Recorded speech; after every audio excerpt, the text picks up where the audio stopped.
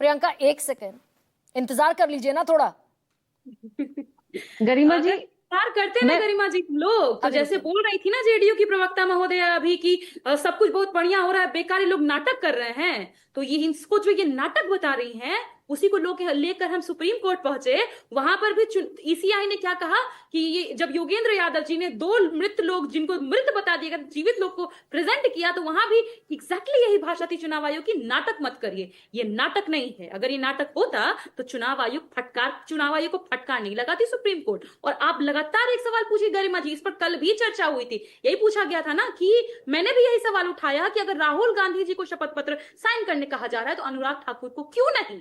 तो जवाब तो कुछ आया नहीं। आज भी यही चुनाव आयोग से सवाल पूछा गया तो छोड़ देना इस सवाल को। अरे भाई, इस सवाल पे अटक कर कहां जाएगी ये व्हाट नेक्स्ट का जो सवाल है। छोड़ दें कि अनुराग ठाकुर को हलफनामा के लिए कहा नहीं कहा, राहुल गांधी शपथ पत्र भरकर दे दें। तो आप छोड़ ही दीजिए। हम तो समझ गए कि वो मिक्स्ड है, उनसे मिले हुए हैं, लेकिन सवाल उससे आगे का है। जब हमने ये पूछा कि 3 लाख घर जिनका 0-0 है वो बोले कि इन लोगों का घर नहीं है। हाँ। पर मुझे बताया जाए कि भीखू भाई दलसानिया के घर के आगे उनके पता के आगे कुछ नहीं लिखा हुआ था। ये कैसे गुजरात का वोटर बिहार का वोटर बन गया? ये कौन है भीखू भाई दलसानिया? पहले ही एफिडेविट में चुनाव आयोग ने लिखा कि 13 करोड़ 9 लाख लोगों की आवासीय प्रमाण पत्र इनके पास पहुंच गए हैं। तो अब कैसे आप कह रहे हैं कि 0-0 है? इसके अलावा एग्जैक्ट डेटा आपको दे रही हूँ गरिमा जी।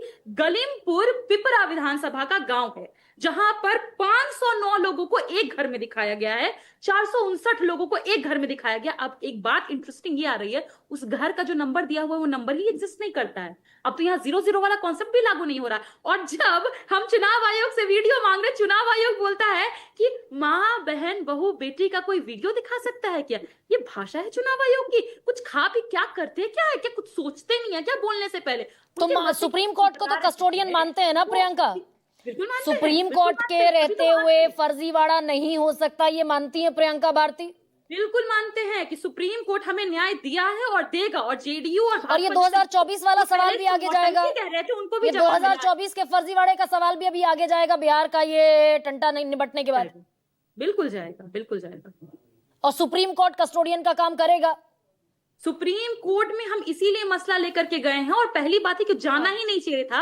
ये तो मतलब बुनियादी सिद्धांत है कि आप किसी का नाम काटेंगे आपको बताना होगा कि उसका नाम क्यों काटा गया। उसको तो चुनाव आयोग को जाना ही नहीं था, आपने मजबूर किया हमें वहां जाने के लिए। और उन 65 लाख लोगों के लिए हमने आवाज उठाई जिसको सत्ता पक्ष को कोई मतलब नहीं है। चलिए ठीक है प्रियंका, आज भी नौटंकी बोल रहे हैं, हाँ नौटंकी ठीक है ये भाई। लोग ये हैं। चुनाव आयोग ने कोई दरअसल मतलब आज, नहीं है, ठीक है, गरीब ज्ञानेश जी मतदाताओं ने आज एक बात और कही और बड़ी मार्मिक लगी। जब सुन रहे थे ये बात तो बड़ी मार्मिक, ये वेदना जैसा महसूस हुआ, पीड़ा जैसा महसूस हुआ कि जिस देश में लोगों के पास घर नहीं है, म्यूनिसिपल कॉरपोरेशन उन्हें हाउस नंबर अलॉट नहीं करता, सड़क पर सोते हैं, उनसे मांगा जाए क्या कि हाउस नंबर दीजिए अपना?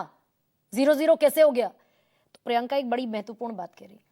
भीखू भाई दलसानिया तो बीजेपी के संगठन के महामंत्री, बिहार के चुनाव को पूरी तरीके से एडमिनिस्टर करने के लिए भेजे गए। उनके पास भी घर नहीं है कि उनके घर के नंबर के आगे 0-0 लिख दिया गया है।